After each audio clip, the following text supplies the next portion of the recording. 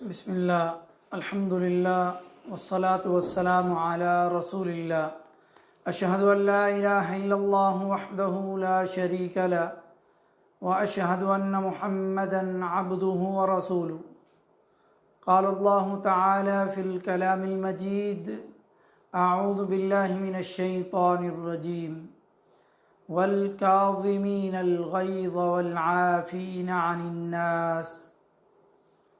اللہ کے نیک بندوں کی صفات میں سے یہ ہے کہ وہ غصے کو پی جاتے ہیں اور لوگوں کو معاف کرتے ہیں۔ سورہ آل عمران کی 134 نمبر آیت کے ایک حصے کا یہ ترجمہ اور تلاوت آپ نے سماعت فرمائی۔ اور اسی طرح پیارے نبی صلی اللہ علیہ وآلہ وسلم کے پاس ایک آدمی آیا تو اس نے آ کر کے پیارے نبی صلی اللہ علیہ وآلہ وسلم سے فرمایا اوصنی، کیا مجھے وصیت فرمائیں؟ قال لا تغضب، تو آپ صلی اللہ علیہ وسلم نے غصہ نہ کیا کرو۔ فردد مرارا، تو اس نے اپنا یہ سوال بار بار دہرایا کہ مجھے کوئی وصیت فرمائیں، مجھے کوئی وصیت فرمائیں، مجھے کوئی وصیت فرمائیں۔ قال لا تغضب، تو پیارے نبی صلی اللہ علیہ وآلہ وسلم نے ہر بار یہی فرمایا تم غصہ نہ کیا کرو۔ صحیح بخاری کی 6116 نمبر حدیث ہے۔ اسلام چونکہ دین فطرت ہے، یہ انسانی فطرت کے عین مطابق ہے، اس لیے انسانی مزاج کو اور اس کی طباع کو خصوصی طور پر مد نظر رکھا گیا، اسی لیے ان احکامات کی پابندی اور ان احکامات کی ہدایت کی گئی ہے۔ غصہ آ جانا ایک انسانی فطرت ہے۔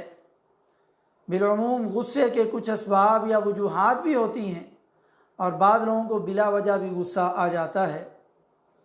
غصہ اختلاف اور ناراضگی کا سبب ہوتا ہے اور بعض اوقات نوبت قتل تک بھی پہنچ جاتی ہے۔ اس لیے دانا لوگ کہتے ہیں کہ غصہ حرام ہے۔ انسان کو جب غصہ آ جائے تو اسے ختم کرنے کی کوشش کرنی چاہیے، جیسا کہ آپ نے شروع کی آیت میں سنا کہ اللہ والوں کی صفات میں سے یہ ہے کہ وہ غصے کو پی جاتے ہیں۔ والکاظمین الغیظ، غصے کو پی جاتے ہیں، ختم کر دیتے ہیں۔ والعافین، اور درگزر کرتے ہیں الناس، لوگوں کو۔ اور اسی طرح سورۃ الشورى کی 37 نمبر آیت میں فرمایا وَإِذَا مَا غَضِبُوا هُمْ يَغْفِرُونَ، اور جب ان کو یعنی اللہ کے نیک بندوں کو غصہ آتا ہے تو وہ معاف کر دیتے ہیں۔ اور اللہ تعالیٰ نے سورۃ النور کی 22 نمبر آیت میں فرمایا وَلْيَعْفُوا وَلْيَصْفَحُوا أَلَا تُحِبُّونَ أَن يَغْفِرَ اللَّهُ لَكُمْ، انہیں چاہیے کہ وہ معافی اور درگزر سے کام لیں، کیا تم نہیں چاہتے کہ اللہ تعالیٰ تمہیں معاف کر دے؟ غصہ دراصل ایک نفسیاتی کیفیت کا نام ہے جس کی وجہ سے انسان روح انتقام کی خاطر باہر کو حرکت کرنے لگتی ہے۔ اس لیے غصہ کی حالت میں چہرہ گرم اور رنگ سرخ ہو جاتا ہے، رگیں پھول جاتی ہیں، اسی طرح شدت اور بھی زیادہ ہو جاتی ہے۔ یہی وجہ ہے کہ ان دونوں حالتوں میں روح کے بالکل باہر آ جانے کی بنا پر موت کا خطرہ ہوتا ہے۔ غصہ اگر غیرت اسلامی اور تائید حق کے لیے ہو تو یہ قابل تعریف ہے، اور اگر یہ خلاف شرع ہو تو یہ غصہ مذموم اور ناپسندیدہ ہے۔ غصے پر قابو پا لینا ہر ایک کے بس کی بات نہیں، اس لیے پیارے نبی صلی اللہ علیہ وسلم نے غصے پر قابو پانے والے کی تعریف کچھ یوں فرمائی۔ آپ صلی اللہ علیہ وسلم نے فرمایا لیس الشدید بالسرعہ انما الشدید الذی یملک نفسہ عند الغضب۔ صحیح بخاری کی 6114 نمبر حدیث۔ آپ صلی اللہ علیہ وسلم نے فرمایا پہلوان وہ نہیں جو کشتی کرنے میں غالب آ جائے، بلکہ پہلوان اور جواں مرد بہادر وہ ہے جو اپنے غصے پر قابو رکھے۔ پیارے نبی صلی اللہ علیہ وسلم نے ایک مجلس میں ایک آدمی کو کسی دوسرے پر غصہ آتے وقت دیکھا اور غصہ کی شدت سے اس کا چہرہ سرخ ہو گیا، تو آپ صلی اللہ علیہ وسلم نے فرمایا انی لأعلم کلمہ لو قالها لذهب عنه ما یجد۔ صحیح بخاری کی 6115 نمبر حدیث۔ آپ صلی اللہ علیہ وسلم نے فرمایا میں ایک کلمہ جانتا ہوں، اگر یہ آدمی وہ کلمہ ادا کرے تو غصہ ختم ہو جائے، غصہ جاتا رہے، اور وہ کلمہ یہ ہے اعوذ باللہ من الشیطان الرجیم، میں پناہ مانگتا ہوں اللہ تعالیٰ کی شیطان مردود سے۔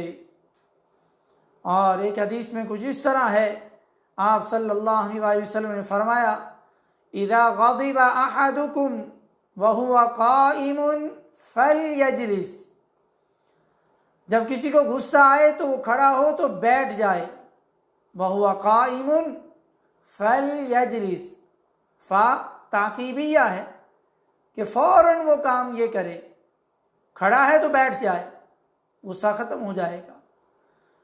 فَإِنْ ذَهَبَ عَنْهُ الْغَضَبُ وَإِلَّا فَلْيَضْطَجِعْ، اگر غصہ چلا جائے تو ٹھیک ہے، ورنہ وہ بیٹھنے کے بعد لیٹ جائے۔ یعنی دو صورتیں بیان فرمائیں، غصہ آیا انسان کھڑا ہے تو بیٹھ جائے، اگر غصہ نہیں کیا تو لیٹ جائے۔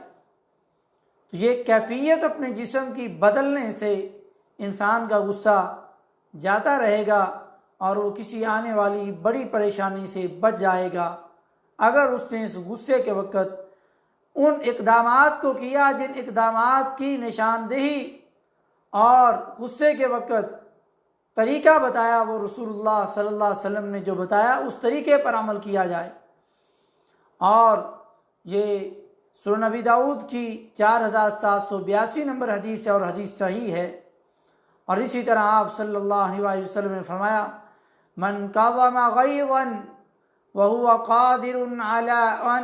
وهو قادر على أن ينفضه دعاه الله عز وجل على رؤوس الخلائق يوم القيامة حتى يخيره الله من الحور ما شاء۔ سنن ابی داؤد کی 4777 نمبر حدیث ہے اور حدیث صحیح ہے، حسن درجے کی ہے۔ آپ صلی اللہ علیہ وسلم نے فرمایا جو شخص بدلہ لینے کی طاقت اور قدرت کے باوجود اپنے اوپر ضبط کرے، صبر کرے، تو اللہ تعالیٰ قیامت کے دن اسے سب کے سامنے بلا کر کے یہ اختیار دے گا کہ وہ جس حور کو چاہے اپنے لیے پسند کر لے۔ آج آپ لوگوں کے سامنے غصہ ختم کریں، کل اللہ رب العزت لوگوں کے سامنے بلا کر کے آپ کو یہ شرف دے گا۔ جو انسان کی کمزوری ہے عورت سے محبت کرنا اور اس کو حلال طریقے سے نکاح کر کے، شرعی اور صحیح نکاح کر کے اپنی زندگی میں اور اپنی وراثت کا حقدار بنا لینا، پھر اس سے محبت کرنا، پھر اس پہ اپنا جان تن اور من لوٹا دینا اور اس کو ہر خوشی فراہم کرنا، اس کی ضروریات کا خیال کرنا، یہ ایک مرد کرتا ہے اور اللہ نے مرد کی یہ فطرت میں رکھا ہے۔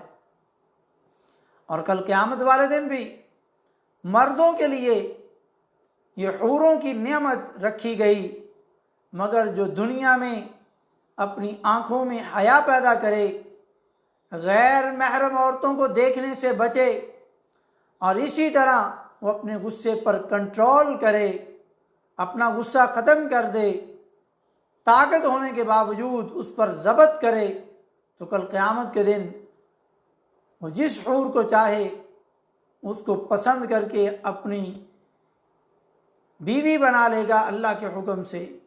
اس لیے پیارے نبی صلی اللہ علیہ وسلم کی زندگی دیکھیے، آپ کو عفو و درگزر کی بے شمار لاتعداد مثالیں ملیں گی۔ آپ نے اپنے بدترین اور شدید ترین دشمنوں کو فتح مکہ کے موقع پر معاف فرما دیا۔ کفار مکہ کے ظلم و ستم سے دنیا واقف ہے، جو انہوں نے صحابہ کرام اور خود نبی مکرم صلی اللہ علیہ وآلہ وسلم پر ڈھا رکھے تھے، مگر جب آپ فاتح کی حیثیت سے، قوت کی حیثیت سے، حکمران کی حیثیت سے مکہ آئے اور وہ لوگ جو آپ کے سامنے پیش ہوئے تو آپ نے انہیں کوئی بات یاد نہ کرائی اور بڑی فراخ دلی سے فرمایا لا تثریب علیکم اليوم انتم الطلقاء، آج تم پر کوئی گرفت نہیں، کوئی بدلہ نہیں، تم سب کے سب آج آزاد ہو۔ چنانچہ آپ صلی اللہ علیہ وآلہ وسلم نے فرمایا ما من جرعۃ اعظم اجرا عند اللہ من جرعۃ غیظ قضمها عبد ابتغاء وجہ اللہ۔ سنن ابن ماجہ کی 4199 نمبر حدیث اور حدیث صحیح ہے۔ آپ صلی اللہ علیہ وسلم نے فرمایا انسان جو کچھ پیتا ہے اس میں بہترین گھونٹ، اعلیٰ ترین گھونٹ غصے کا گھونٹ ہے جو اللہ کی رضا کے لیے، اللہ کی خوشنودی کی خاطر اسے پی جائے، اپنے غصے کو ختم کر دے۔ خلاصہ یہ ہے کہ ہماری شریعت اسلامیہ میں غصہ کی بہت زیادہ مذمت اور ممانعت آئی ہے، اور غصہ پی جانے اور معاف کرنے کی بڑی تاکید اور فضیلت آئی ہے۔ اسی لیے آپ اس حدیث پر غور کریں کہ سوال کرنے والے نے ایک بار نبی کا فرمان سن کر کے بار بار یہی سوال کیا کہ مجھے نصیحت کیجئے، مجھے وصیت کیجئے۔ تو پیارے نبی صلی اللہ علیہ وسلم نے لا تغضب، تم غصہ نہ کیا کرو۔ اس نے جب بار بار یہی سوال دہرایا تو آپ صلی اللہ علیہ وسلم نے بار بار یہی فرمایا لا تغضب، تم غصہ نہ کیا کرو، لا تغضب، تم غصہ نہ کیا کرو، لا تغضب، تم غصہ نہ کیا کرو۔ چنانچہ آپ صلی اللہ علیہ وسلم نے آنے والے شخص کی، سوال کرنے والے شخص کی متعدد مرتبہ ایک ہی بات کو دہرایا، جس سے معلوم ہوتا ہے کہ وہ سوال کرنے والا اس کے اندر غصہ آنے کی کیفیت زیادہ ہوگی، اس لیے آپ نے اس کو اس بات کی زیادہ تلقین اور وصیت فرمائی تاکہ وہ اپنی اس خامی پر توجہ دے اور اپنی اس خامی کو دور کرے۔ محترم ناظرین، آج ہم غور کریں میاں بیوی جو رشتہ ہے کتنا اعلیٰ اور مقدس رشتہ ہے، لیکن جب میاں بیوی میں کوئی بات ہوتی ہے تو غصے میں آ کر کے چہرہ سرخ ہو جانے پر مرد کیا کرتا ہے؟ میں تجھے طلاق دیتا ہوں، 3 طلاقیں دیتا ہوں، میں تجھے 100 طلاقیں دیتا ہوں، میں تجھے 1000 طلاقیں دیتا ہوں۔ پہلی بات تو یہ ہے کہ یہ طلاق کا یہ طریقہ یہ بدعتی طریقہ ہے، لیکن طلاق واقع ہو جائے گی۔ ایک طلاق اگر ایک ہی جگہ پر ایک ہی مجلس پر اتنی بار کہہ دیا تو ایک طلاق ضرور واقع ہو جائے گی، لیکن یہ طریقہ غلط ہے، یہ سنت والا طریقہ نہیں ہے۔ اگر میاں بیوی میں یہ گاڑی کو آگے بڑھانے کا کوئی راستہ باقی نہ رہے تو علیحدہ ہونے کا طریقہ شریعت نے بتایا ہے کہ عورت جب طہر سے، منسی سے پاک ہو جائے، پاکی کی حالت میں اس کو 1 طلاق دو، یہ سنت طریقہ ہے۔ لیکن آج ایسی طلاق کون دیتا ہے؟ اگر کوئی اس طریقے سے طلاق دے اور پھر اگلی طلاق اس کے مقررہ وقت پر دے جو دین نے بتایا ہے تو اس میں طلاق نہ ہونے کے بہت زیادہ مواقع موجود ہیں، لیکن چونکہ ہم نے دین پر تو عمل نہیں کرنا، ہم نے اپنے غصے کو کنٹرول نہیں کرنا، 100 طلاقیں 1000 طلاقیں دیں، جب 5 منٹ بعد غصہ ٹھنڈا ہوا، اوہ مولانا صاحب میں کیا کر بیٹھا، مجھ سے بہت بڑی بھول ہو گئی، بہت بڑی غلطی ہو گئی۔ بھئی کیوں غلطی ہوئی؟ کسی نے آپ کو بھیجا تھا، کسی نے آپ کو اسٹامپ بھیجا تھا، کسی نے آپ کو لیٹر لکھا تھا، کوئی آ کے آپ کو پڑھا رہا تھا، کیا آپ کو اپنا غصہ نکالنے کے لیے اور کوئی طریقہ نہیں یاد آیا؟ صرف بیوی پر ظلم کرتے ہوئے اور اپنی مردانگی جانتے ہوئے صرف طلاق کی بات ہی تجھے یاد آئی اور بعد میں سر پکڑ کے بیٹھ گیا، اور پھر بچوں کا خیال آیا۔ یہ بچوں کا خیال غصے کے وقت کیوں نہیں آیا؟ اپنی زندگی کی یہ جو گاڑی چل رہی تھی اس وقت تمہیں اس معصوم عورت کا، اس اللہ کی بندی کا خیال کیوں نہ آیا جو ہو سکتا ہے یتیم ہو سکتا ہے اس کے ماں باپ بہن بھائی نہ ہو، وہ کہاں جائے گی، کدھر جائے گی؟ یہ غصے کے وقت یہ چیزیں کیوں نہیں دیکھی؟ کیونکہ رسول اللہ صلی اللہ علیہ وسلم کا طریقہ نہیں اپنایا۔ اگر وہ طریقہ اپنایا ہوتا غصے کے وقت، اعوذ باللہ من الشیطان الرجیم پڑھ لیتے، غصہ چلا جاتا۔ غصے کے وقت کھڑے تھے تو بیٹھ جاتے، اگر پھر بھی غصہ ختم نہیں ہوا تو لیٹ جاتے، طاقت کے باوجود اپنا غصہ پی جاتے تو آنے والی ان پریشانیوں سے آپ بچ جاتے۔ لیکن اگر ہم نبی کا طریقہ اپنی زندگی میں نہیں لائیں گے تو میرے بھائیوں، یہ غصہ زیادہ آنے کی وجہ سے آپ کے گھر بھی تباہ ہو سکتے ہیں، آپ کا کاروبار بھی تباہ ہو سکتا ہے، آپ اپنی زندگی اور خوشیوں کو تباہ کر سکتے ہیں۔ اس لیے میں سب سے پہلے اپنے آپ کو اور تمام ناظرین کو یہ دعوت دیتا ہوں کہ اپنے آپ کو موڑیں رسول اللہ صلی اللہ علیہ وسلم کے پیارے طریقوں اور سنتوں کی طرف، اور غصے کے وقت اعوذ باللہ پڑھیں، اپنی اس حالت کو بدلیں جس حالت میں آپ ہیں۔ کھڑے ہیں، بیٹھ جائیں، بیٹھے ہیں تو لیٹ جائیں۔ انسان کھڑا ہے تو کوئی چیز ہاتھ میں آئی مار دے گا، اس کے کوئی اور چیز ہے، آگے والا انسان زخمی ہو سکتا ہے، قتل ہو سکتا ہے۔ اگر آپ بیٹھے ہوں گے تو وہ قوت نہیں رہے گی، آپ کے جسم کے اندر کم ہو جائے گی، لیٹے ہوئے ہیں تو اور کم ہو جائے گی، تو آپ کو غصہ جاتا رہے گا۔ اللہ رب العزت ہمیں سمجھنے کی اور پھر عمل کرنے کی توفیق نصیب فرمائے۔ سبحان ربک رب العزت عما یصفون وسلام علی المرسلین والحمد للہ رب العالمین، وصلی اللہ تعالی علی خیر خلقہ محمد وعلی آلہ واصحابہ اجمعین۔